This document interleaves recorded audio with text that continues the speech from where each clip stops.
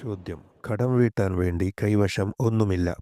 എന്നാൽ താമസിക്കുന്ന വീടുണ്ട്. അത് വിറ്റ് കടം വീട്ടൽ നിർബന്ധമാണോ? ഉത്തരം: അതെ, നിർബന്ധമാണ്. വാഹനമുണ്ടെങ്കിൽ അതും വിറ്റ് കടം വീട്ടണം.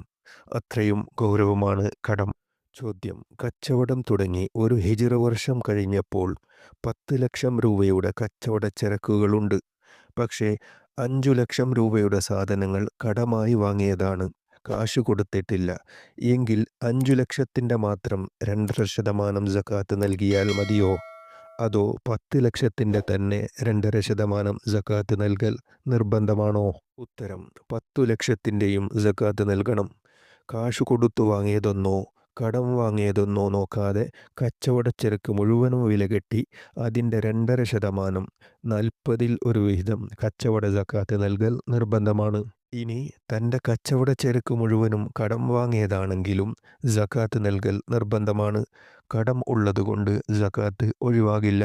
ചോദ്യം: സുബ്ഹിലെ ഖുനൂത്തിൽ ചില പള്ളി ഇമാമുകൾ സനാഇൻ്റെ വചനങ്ങൾ ഉറക്കെയും മറ്റു ചില ഇമാമുകൾ പതുക്കെയും ചൊല്ലുന്നു. ഇതിലേതാണ് ശരി? ഉത്തരം: ഖുനൂത്ത് മുഴുവനും സനാ അടക്കം ഇമാം ഉറക്കെയാണ് കൊണ്ടുവരേണ്ടത്. നബി സല്ലല്ലാഹു അലൈഹി വസല്ലമയുടെ മേലിലുള്ള സ്വലാത്തും സലാമുമെല്ലാം ഉറക്കെയാക്കണം. ചോദ്യം: ഖുനൂത്തിൻ്റെ അവസാനത്തിൽ അസ്തഗ്ഫിറുക വ അതൂബു ഇലൈക എന്നത് ബഹുവചനമാക്കണോ? ഉത്തരം: അതെ, ഇമാം ബഹുവചനമാക്കണം. നസ്തഗ്ഫിറുക വ നതൂബു ഇലൈക എന്ന് പ്രാർത്ഥിക്കണം.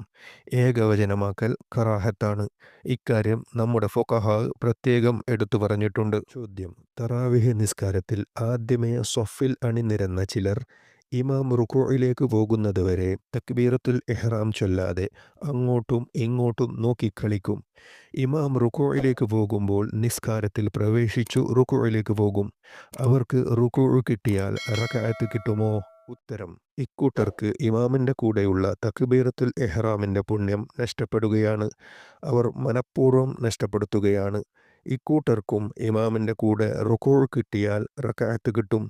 വ ഇൻ ഖസ്സറ, അവർ വീഴ്ച വരുത്തിയാലും റുകൂഉ കിട്ടിയാൽ റകഅത്ത് കിട്ടുമെന്ന് ഫുഖഹാ പഠിപ്പിച്ചിട്ടുണ്ട്.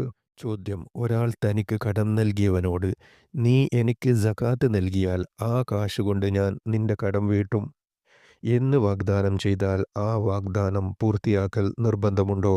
ഉത്തരം: ഇല്ല, നിർബന്ധമില്ല. ചോദ്യം: പിതാവിൻ്റെ വാഗ്ദത്വം മക്കൾക്ക് പൂർത്തീകരിക്കാമോ? ഉത്തരം: അവകാശികളുടെ പൂർണ്ണ സമ്മതത്തോടെ പറ്റും. ആരെങ്കിലും വിസമ്മതിച്ചാൽ അവരുടെ അവകാശത്തിൽ നിന്ന് എടുക്കാൻ പാടില്ല. ചോദ്യം: റുകൂഇൻ്റെ സമയം കാൽപാദങ്ങളുടെ സ്ഥാനത്തേക്ക് നോക്കലാണല്ലോ കൂടുതൽ സൗകര്യം.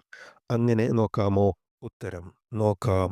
റുകൂഇൽ കാൽപാദങ്ങളുടെ പുറംഭാഗത്തേക്കാണ് നോക്കേണ്ടത് എന്നാണ് ഇമാം ബഗ്വി റളിയല്ലാഹു അൻഹു, ഇമാം മുതവല്ലി റളിയല്ലാഹു അൻഹു എന്നിവരുടെ വീക്ഷണം. അതുപോലെ ഇരുത്തത്തിൽ മടിയിലേക്ക് നോക്കണമെന്നാണ് പ്രസ്തുത ഇമാമുകളുടെ വീക്ഷണം. അപ്പോഴെല്ലാം സുജൂദിലേക്ക് നോക്കുന്നത് ശ്രദ്ധയെ തിരിച്ചു കളയുമെന്നാണവർ കാരണം പറഞ്ഞത്. ചോദ്യം: നമ്മൾ മരണപ്പെട്ടവർക്ക് വേണ്ടി ഖുർആൻ ഓതുന്നത് പോലെ ജീവിച്ചിരിക്കുന്നവർക്ക് വേണ്ടി ഓതാമോ? ഉത്തരം: ഖുർആൻ ഓതി ഹദിയ ചെയ്യാൻ മരിക്കണമെന്നില്ല. മരിച്ചവർക്ക് വേണ്ടി ഓതുന്നത് പോലെ ജീവിച്ചിരിക്കുന്നവർക്ക് വേണ്ടിയും ഓതാം. ചോദ്യം: ഇരു ഹറമുകളിലേക്ക് അമുസ്ലിങ്ങൾക്ക് പ്രവേശനത്തിന് അനുമതി നൽകാമോ? ഉത്തരം: മക്ക, മദീന എന്നീ രാജ്യങ്ങളിലേക്ക് അമുസ്ലിങ്ങൾക്ക് പ്രവേശനം നൽകാൻ പാടില്ല. അവരെ തടയപ്പെടണം എന്നതാണ് അടിസ്ഥാന നിയമം.